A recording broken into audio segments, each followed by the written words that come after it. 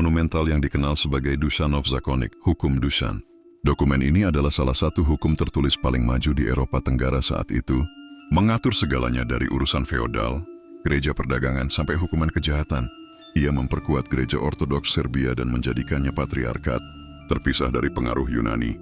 Ia ingin Serbia menjadi pusat Ortodoks Timur yang baru, menggantikan Bizantium yang rapuh dan rusak oleh perang saudara. Babe, bayangan menuju Konstantinopel. Dušan punya mimpi yang lebih tinggi, merebut Konstantinopel dan memahkotai dirinya sebagai Kaisar Romawi Timur sepenuhnya. Ia bahkan menjalin aliansi dengan beberapa kekuatan, Katolik dan kerajaan-kerajaan Balkan lainnya. Namun mimpi itu tak pernah menjadi kenyataan. Pada tahun 1355, saat tengah memimpin ekspedisi menuju Konstantinopel, Dušan jatuh sakit mendadak di kota Devol, Albania.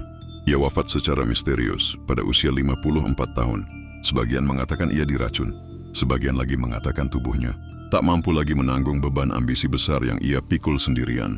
Epilog, warisan yang abadi. Stefan Dušan dimakamkan di Biara Santo Markus di Prizren, dan kemudian reliknya dipindahkan ke Beograd. Warisannya sangat besar, baik secara teritorial, budaya, maupun hukum. Meski kekaisaran yang ia bangun runtuh dalam satu generasi setelah kematiannya, hukum dan gagasannya bertahan selama berabad-abad. Ia dikenang sebagai raja terbesar Serbia, pembentuk hukum, pendiri kekaisaran, dan pahlawan Balkan. Namanya diabadikan dalam legenda rakyat, gereja, dan bahkan dalam mimpi-mimpi nasionalis Serbia di masa depan. Babfi, suara takhta, dendam masa lalu. Malam menjelang kudeta adalah malam yang tak pernah Stefan Dušan lupakan. Langit tampak membeku di atas Skopje. Di kamar kecilnya, hanya ditemani lentera minyak dan suara angin dari lembah, Dušan menulis surat terakhir kepada ayahnya, bukan sebagai anak, tapi sebagai seorang yang akan merebut takhta. Tangannya gemetar, bukan karena takut, tapi karena pedih.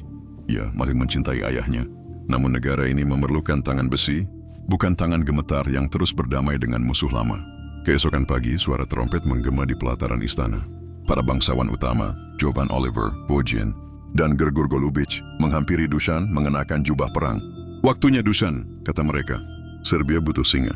Dan dalam gerak yang cepat dan berdarah, Raja Stefan Dechanski dilucuti dari kuasa dan dikirim ke Biara Zvečan. Disinilah Dušan menunjukkan sisi luar biasanya. Ia tak membunuh ayahnya seperti lazimnya di masa itu.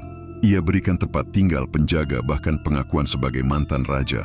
Saat rakyat berkumpul di gereja besar di Skopje dan uskup agung memahkotainya, Dušan menggenggam salib suci lalu berkata, "Dengan nama Tritunggal Maha Kudus, aku bukan hanya Raja Serbia, tapi pelindung semua orang Balkan dari Bizantium yang lapuk dan penindas. Biarlah Serbia berdiri sebagai